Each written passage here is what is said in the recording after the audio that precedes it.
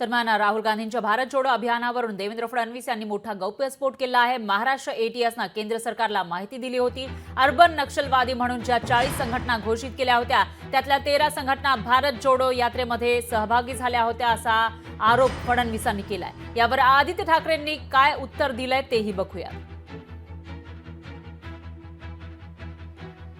भारत जोडो आंदोलन जे काही भारत जोडो अभियान आंदोलन वेगळं अभियान सन्माननीय नेते राहुल गांधीजींनी जे सुरू केलं,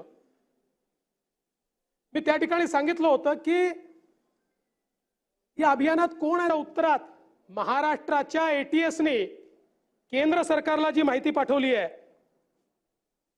एएनओने ही माहिती माझ्याकडे आहे।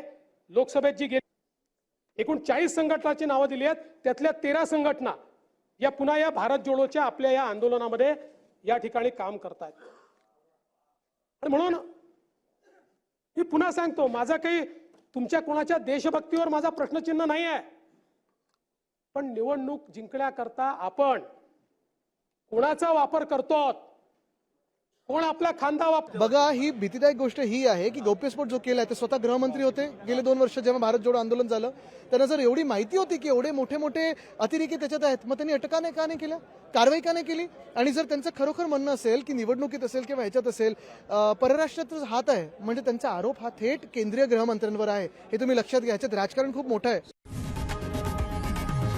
लोकशाही मराठी ऐका, पहा, जागरूक रहा।